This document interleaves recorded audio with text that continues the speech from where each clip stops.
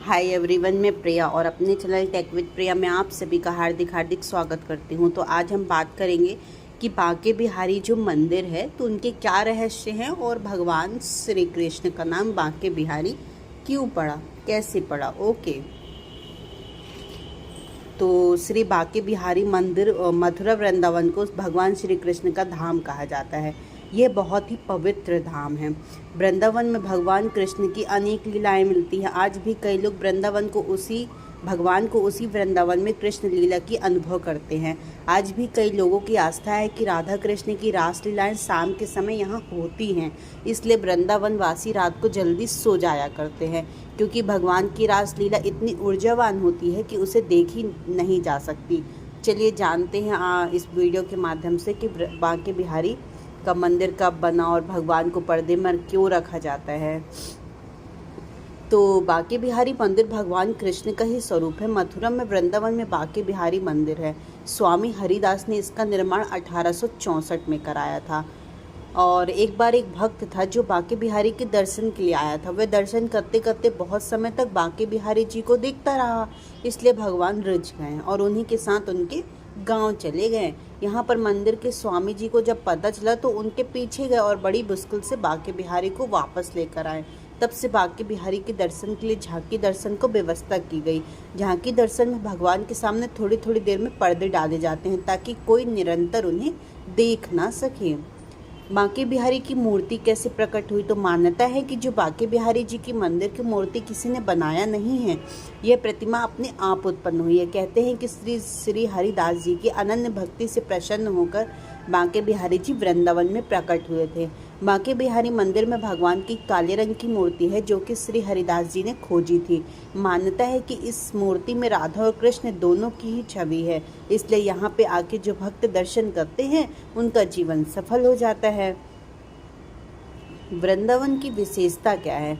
वृंदावन एक ऐसा स्थान है जहाँ भगवान कृष्ण की अनगिनत बाल लीलाएं हैं।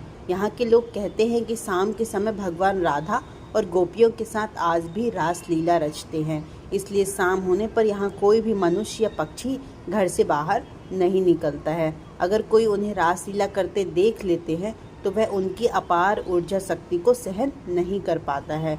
रात में बांके बिहारी जी रास करते हैं, इसलिए उनके आराम करने के समय पर इस मंदिर में मंगला आरती नहीं की जाती है। बांके बिहारी जी का रहस्य क्या है?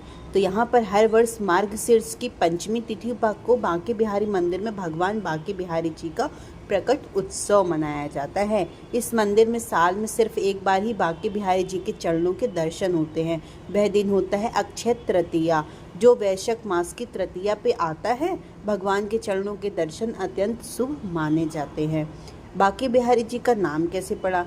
तो श्री हरिदास जी श्री कृष्ण के बहुत बड़े भक्त थे। एक समय पर वे हमेशा कृष्ण की भक्ति में लीन रहते थे।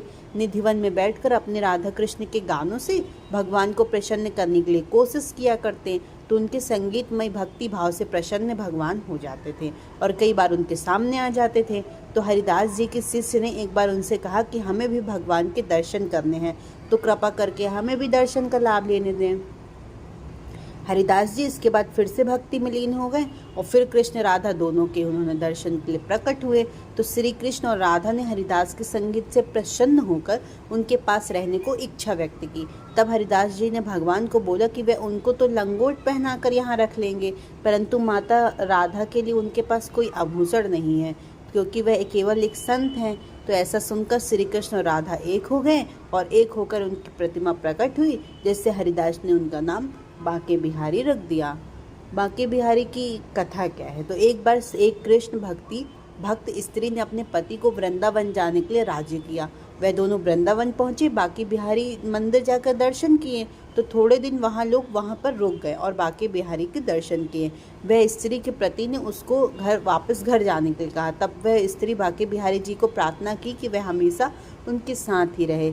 फिर दोनों घर जाने को निकल गए। वे लोग रेलवे स्टेशन जाने के लिए घोड़ा गाड़ी में बैठे। तभी बांके बिहारी जी के बाल रूप में आकर उन दोनों को उससे विनती करने लगे कि मुझे भी साथ ले जाएं।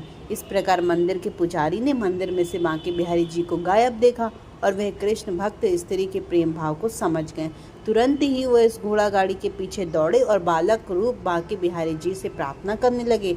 तभी वह बालक वहां से गायब हो गया और पुजारी वापस मंदिर लौट कर आए तो भगवान वहीं पर थे। फिर भगवान के दर्शन किए। ऐसी घटना होने से पति पत्नी ने संसार को त्याग दिया और बांके बिहारी की सेवा में अपने सारे जीवन को अर्पण कर दिया। तो इस तरह मैंने आपको बांके बिहारी मंदिर का रहस्य बताया, उनके इतिहास बताए और उनका नाम क्यों रखा गया, उनको पर्दे पर क्यों रखा गया, है ना। तो आपको भी जानना चाहिए था कि बांके बिहारी का दर्शन कैसे प्राप्त करें, उनका रहस्य क्या है, इसलिए इस वीडियो के माध्यम से मैंने आप सभी को बताया। राधे राधे, जय श्री कृष्णा। राधे राधे, जय श्री कृष्णा।